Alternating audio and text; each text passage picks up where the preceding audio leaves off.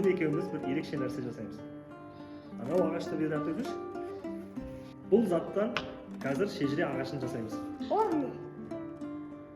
Шежіре ағашы деген ол сенің тарихың, сенің туыстық байланыстарың. Бұл жерге сол ағашты суретін салайық.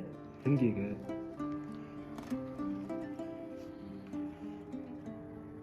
Бұл жапырағын жайған алып бәйтерек. Анасы, біз шежіре ағашын істеп алдыңыз. Ой, тамаша, жарайсыңдар. Дұрыс болған екен балам. Әр жігіт өзінің 7 атасын білуі шарт. Ағашымызды қиып алайық, Ja. Міне балам, мына ағашты кесіп дайындап алып келдім. Ja.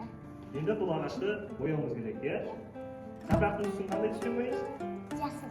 Жарайсың. Діңгегін қандай түспен бояймыз? Қоңыр түспен.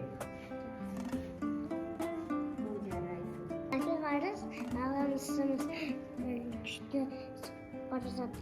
Мәдине, дұрыс айтасың. Бұл енді сенің шежірең болғандықтан ең жоғарғы жағына сенің есіміңді орналастырайық,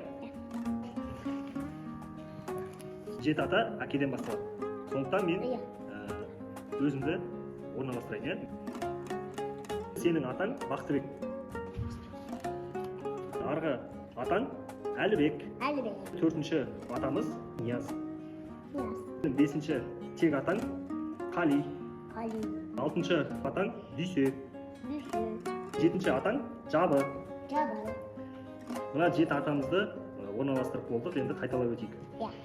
Әкең Мәди. Мәди. Атаң Бақтыбек. Бақтыбек. Арғы атаң Әлібек. Әлібек. Бабаң Нияз. Баба Нияз. Тек ата Қали. Тек ата Қали. Түп ата Дүйсе. Түп ата Дүйсе. Жабы 7-ші атамыз. Жабы 7-ші атамыз. Әке, мен 7 атаны жаттап алдым. Айтып беріңіз. Ай, бәрекелді. Айтам. Мәди, Бақтыбек, Әлібек, Нияз, Қали, Дүйсе, Жабы. Ағасымыз біздің дайын болды. Ой, тамаша балам, жарайсыңдар. Ағаштарың өте әдемі шыққан екен. 7 атасын білмеген жетесіз дейді.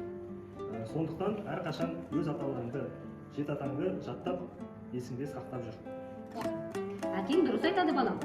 Кейін осы аталарыңның, әкеңнің есімін балаларыңа, өзіңнің ұрпағыңа үйрету сенің міндетің болады. Әкеңнің айтып отырғанын есіңде мұқият сақта балам.